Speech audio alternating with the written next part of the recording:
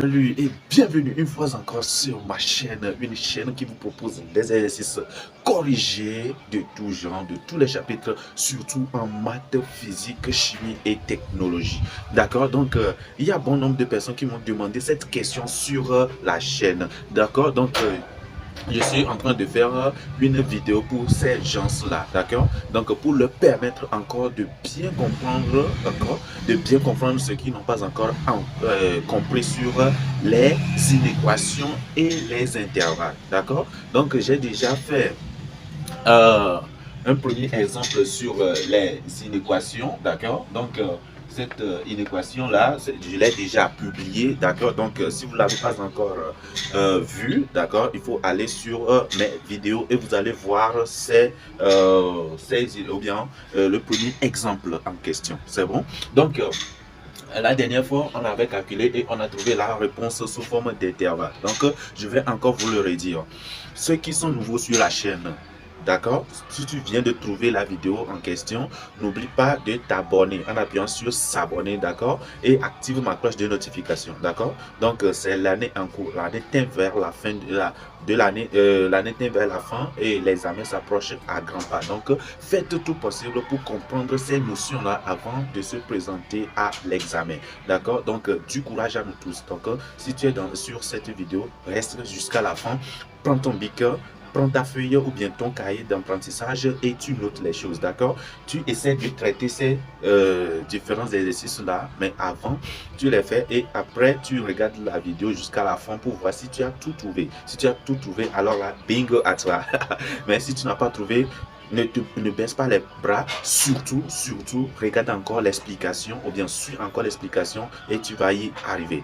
Courage à nous tous et on va y arriver. D'accord? Merci beaucoup et on va débuter très rapidement, les gars. Donc, nous avons I1, nous l'avons déjà fait, ok? Je vous ai appris comment faire ces genres d'inéquations. Donc, aujourd'hui, on va continuer avec I2, I3 et I4, d'accord? J'ai dû faire cela. Vous allez voir que j'ai changé les signes. Ici, là, c'est plus grand, ok, que ici, c'est plus petit que, ok, c'est plus grand ou égal et au plus petit ou égal. Donc, si vous remarquez tout ça là, ce sont les inéquations, d'accord? Donc, comment traiter ces inéquations-là? J'avais expliqué aussi dans le premier exemple là, comment traiter les équations aussi. Vous voyez, non? Donc, si vous savez, si vous connaissez ou bien vous êtes capable de faire bien les équations, alors là, les inéquations ne vont pas vous causer trop de soucis, d'accord? Donc, ce qu'il faut faire tout simplement, c'est de décrire les solutions des inéquations sous forme d'intervalle, d'accord? C'est ça qui cause un tout petit peu de problème. Donc, c'est ce qu'on va voir aujourd'hui. Donc, de temps en temps, lorsque je vais essayer de résoudre les inéquations, j'essaierai de vous rappeler encore des notions sur les équations. Comme ça, là, vous allez encore apprendre au mieux, d'accord? Vous allez comprendre au mieux. Donc, nous allons continuer avec le I2, voilà, l'équation numéro 2. Donc, on nous dit ici que ça fait, nous avons 3x moins 4 inférieur ou bien plus petit que 6, d'accord? Donc, toujours comme dans les équations, qu'est-ce qu'on fait? On ramène les chiffres dans, non, je dis les chiffres dans, oui, les chiffres dans l'autre membre, c'est la place des chiffres, ok? Ici, c'est la place des chiffres, ici, c'est la place des lettres. Donc, on ramène ici, c'est comme la frontière, d'accord? C'est comme la frontière. Donc, on ramène les chiffres là de l'autre côté. Maintenant, pour que les chiffres arrivent de l'autre côté là, ça va changer uniquement que des signes, d'accord? Donc, je vais vous rappeler aussi que le signe de 3x, c'est le signe là, ici, tout simplement plus, et le signe de 4, c'est le moins, d'accord? On n'écrit pas moins 4 comme ça. Non, non, non, non, c'est pas moins 4 ça. Donc, le signe de 4 dans ce cas, c'est plus, d'accord? Le signe reste toujours à bon, si vous tournez comme ça, c'est à droite, mais si vous tournez comme ça, c'est à gauche. D'accord? À gauche du nombre, tout simplement. D'accord? Donc, si nous voulons permuter, nous voulons ramener, c'est-à-dire ce jeu-là, ok? C'est un jeu en fait, d'accord? Donc, vous ramenez le moins 4 de l'autre côté dans les membres des chiffres, d'accord? Dans les membres des chiffres pour que les lettres restent à leur niveau tout simplement, d'accord? Donc ça donnera ça donnera 3x inférieur toujours à 6 est déjà dans son membre, donc on laisse 6 dans son membre, 6, ok? Le moins 4 va venir aussi, ça va devenir plus 4 tout simplement. C'est bon? Je ne sais pas si vous avez compris. C'est bon, tout le monde peut faire ça, non? Tout le monde peut permuter, d'accord? S'il y a un chiffre, ok, au niveau des lettres, on ramène le chiffre dans la place des chiffres. Et s'il y a une lettre à la place des chiffres, on ramène ça dans le membre des lettres, d'accord? Tout simplement, ok? Donc, on va calculer 6 plus 4, on aura 3x inférieur à 10, tout simplement, ok? C'est bon? Donc, on continue. On va trouver x. Pour trouver x dans chaque cas, chaque fois que je vous dis ça, là, il faut regarder ça en même temps. On dit 3 fois combien va être plus petit que 10. 3 fois combien va être plus petit que 10. Le combien là, c'est notre inconnu x. X est l'inconnu en fait. D'accord? Donc, on nous dit 3 fois combien va donner 10. Donc, pour trouver notre combien là, en fait, si vous avez 2 fois combien va donner par exemple 10, vous allez me dire que 2 fois 5 est égal à 10. 2 et 5, 2 fois 5 ça va être 10. Donc c'est notre inconnu x ici. Donc 2 fois combien va donner 10, c'est-à-dire 2 fois x égale à 10. X va donner combien? X va donner 5 tout simplement. Comment est-ce que vous allez faire pour trouver ces 5 là? D'accord? C'est ça le problème. Donc on ne va pas essayer d'apparaître les choses là dans les choses. Non, non, non. On va utiliser ce qu'on a vu, ce qu'on voit dans les inéquations. Par exemple, si nous avons par exemple ces 10 et 2 que nous avons ici, comment faire les 10 et les 2 pour trouver les 5? C'est ça la question qu'il faut se poser. On ne va pas inventer les chiffres, non. On ne va pas inventer les chiffres. C'est que quoi? On va utiliser les chiffres là pour essayer de trouver le x en question. Donc, on dit 3 fois x est inférieur à combien? C'est-à-dire 3 fois x, 3 fois ok, x inférieur à 10. Donc pour trouver x comme ici là, pour trouver x, ça va donner 10 sur 2. C'est bon? On va diviser 10 par 2. Donc ici, x va être inférieur à 10 sur 3 tout simplement. À 10 sur 3 tout simplement. Ok? Donc c'est tout, c'est tout. Vous avez déjà trouvé la valeur de x en question. Donc qu'est-ce qu'il faut faire pour écrire la solution de cette inéquation sous forme d'intervalle, c'est-à-dire que pour trouver ça en quatrième, vous allez dire tout simplement que tous les nombres qui sont plus petits que 10 sur 3, tous les nombres ici qui sont plus petits que 10 sur 3 sont solutions de cette inéquation. Mais en troisième, on va écrire ces solutions en question sous forme d'intervalle. Ça veut dire que la solution se trouve dans un intervalle donné, d'accord? Donc, pour écrire cette solution, on écrit S comme ici, ok, comme ici. On dit que chaque fois, je vous rappelle ça, je dis si c'est inférieur ou bien supérieur, tout simplement, s'il n'y a pas l'égalité, on ouvre des deux côtés. C'est-à-dire que l'intervalle s'ouvre comme ça. Et on écrit deux choses à l'intérieur. C'est bon, on écrit A et B à l'intérieur. D'accord? Mais si c'est inférieur ou égal ou bien supérieur ou égal, ok, on ferme des deux côtés. D'accord? Et on écrit A, B dedans, c'est-à-dire les solutions dans l'intervalle-ci. Donc, dans ce cas, nous avons inférieur tout simplement. Il n'y a pas d'égalité. Donc, qu'est-ce qu'on va faire? On va ouvrir des deux côtés. Voilà. On va ouvrir des deux côtés. Maintenant, pour écrire quoi là? La solution, les A et les B. Maintenant, ici, le A, c'est que il y a ça là, ici. Plus petit que, donc ça va vers ici. C'est comme ici, c'est ici, ok? Donc ça va vers ici. Comme dans le premier cas, ça allait vers la droite, donc on a écrit ça au niveau de B. Mais si ça va par ici, on écrit ça au niveau de A tout simplement, d'accord? Donc vous mettez le signe là, là, et vous faites la flèche là. C'est bon? Au niveau de A, c'est bon? Maintenant, qu'est-ce qui reste à écrire? C'est 10 sur 3. Et vous avez trouvé la solution de cette inéquation I2. D'accord? D'accord? C'est notre deuxième exemple. On va passer à notre troisième exemple. D'accord? On va passer à notre troisième exemple. Ici, on va aller rapidement parce qu'on a déjà compris ça et ça. Donc, on va aller très rapidement pour que la vidéo ne soit pas aussi longue que ça. OK? Parce que si c'est trop long comme ça, là, ça fatigue. C'est bon? Donc, très rapidement, on va continuer. Oui, on s'est dit que voilà, si ici c'est la place des lettres, l'autre côté c'est la place des chiffres, d'accord? Donc ici, on aura 4x, ok, 4x. Le 5x va venir dans ce membre-là, d'accord? Va venir alors que c'était plus ici. Donc ça donnera moins 5x. Et bon, si ça quitte ici, il ne va rien rester là-bas. Donc le moins 16 va venir ici, d'accord? Donc ça fera plus 16 tout simplement. C'est bon? Est-ce que vous avez compris ça? Notre jeu là, notre gymnastique là, d'accord? La place des chiffres et la place des lettres. S'il y a une lettre ici, on ramène ça au niveau des lettres. S'il y a un chiffre ici, on ramène ça au niveau des chiffres tout simplement, d'accord? Donc, c'est un peu ça, ok? Donc, si ça vient ici, ça change de signe. Si l'autre part là-bas, ça change également de signe, d'accord? Donc, on fait tout simplement, vous prenez votre calculatrice, vous faites 4 moins 5, il va rester moins 1, ok? Ça fera moins 1, x, c'est bon, qui est supérieur à ou égal à 16, c'est bon, qui est supérieur ou égal à 16, d'accord. Donc, arrivé ici, comme ici, voilà, vous allez voir qu'il y a deux choses différentes. Le 3 là n'avait pas de moins, alors que le x là a un moins, d'accord, d'accord, d'accord. Donc, ne vous trompez pas. Il faut essayer de suivre ici avec une intention particulière, c'est bon? Donc, il faut revoir ça là bien. Il n'y a pas de moins ici avant qu'on ne tire x.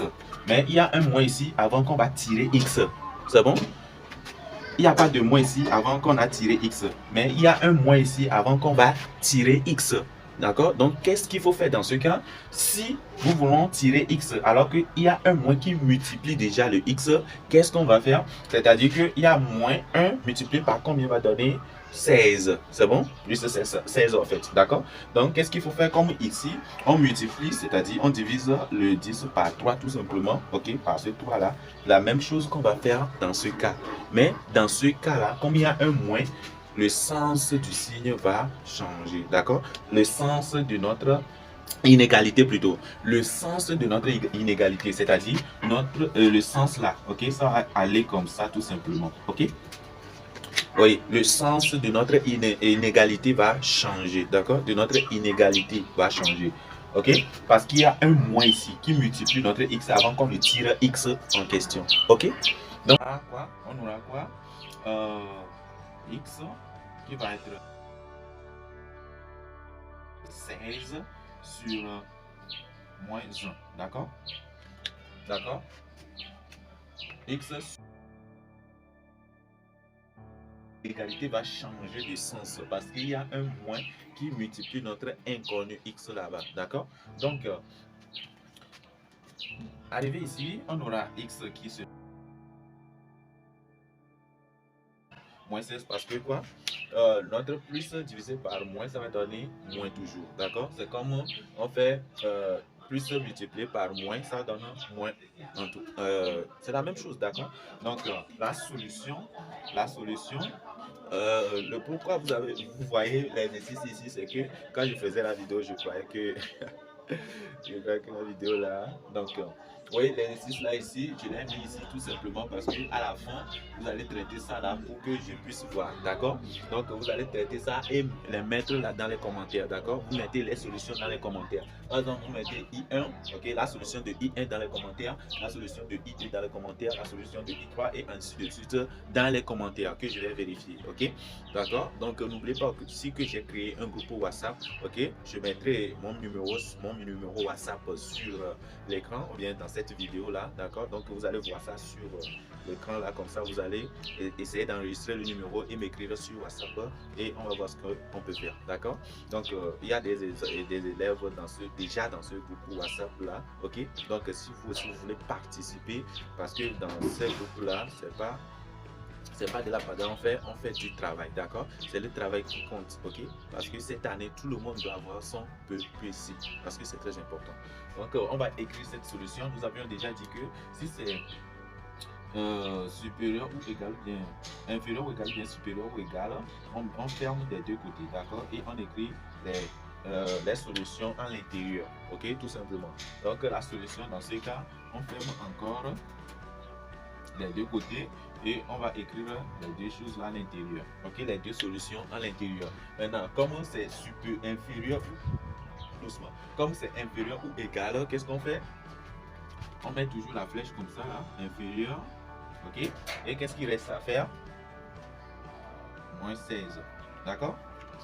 Donc, un petit détail maintenant qu'il faut enregistrer. Il ne faut pas perdre de vue cela. Parce que après avoir écrit la solution, d'accord, après avoir écrit la solution très facilement comme ça, il faut revoir un petit détail, les gars. Ok, très petit détail.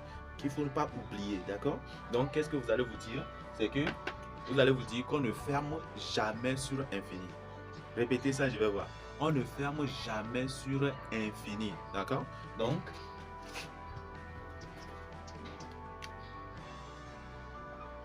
je vais ouvrir sur infini. Et après ça, je peux encadrer jalousement, les gars. Ok? Donc, très rapidement, on va passer à I4. Ok? I4.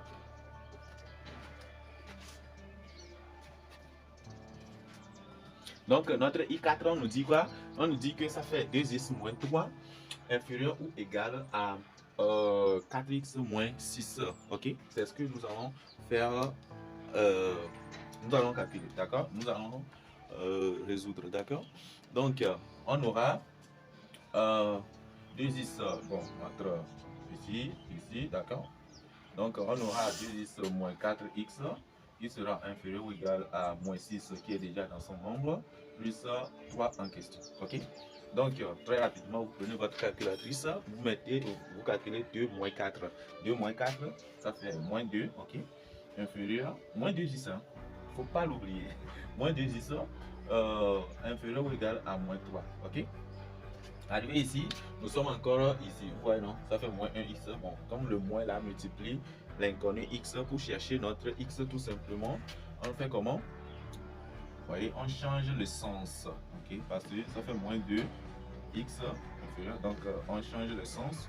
Ça va devenir supérieur ou égal à moins 3 là, sur moins 2. Ok? Donc, ce sont ces petits détails là qu'il faut garder à l'esprit. Parce que si vous bloquez quelque part, c'est ça qui va vous débloquer en fait. Ok? Donc, très rapidement, on va faire moins divisé par moins. Ok? Moins divisé par moins, ça fait plus. Donc, x supérieur ou égal à plus 3 sur 2, tout simplement.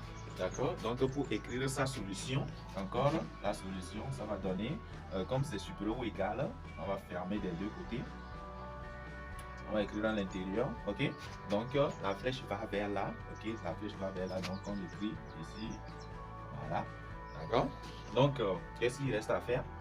C'est 3 sur 2, ok? 3 sur 2 tout simplement, d'accord? Et il ne faut pas encadrer en même temps. Il faut se rappeler de quelque chose qu'on ne ferme jamais sur infini, d'accord? Donc, je prends l'infini et j'ouvre sur infini, ok? Ok? Et j'ouvre sur infini avant d'encadrer jalousement. Ok? Donc, je vais vous rappeler ça encore. Si c'est supérieur ou bien inférieur ou bien supérieur, ok? On ouvre des deux côtés et on écrit A et B. Ok? Tout simplement, on écrit A et B. Ok? A peut être l'infini, B peut être le nombre, ou bien A peut être l'infini, le nombre et B l'infini. D'accord? Maintenant, si c'est supérieur ou égal, ou bien inférieur ou égal, bien supérieur ou égal, qu'est-ce qu'on fait? On ferme des deux côtés. Ok? On écrit A et B. Ok? On ouvre des deux côtés ici, on ferme des deux côtés.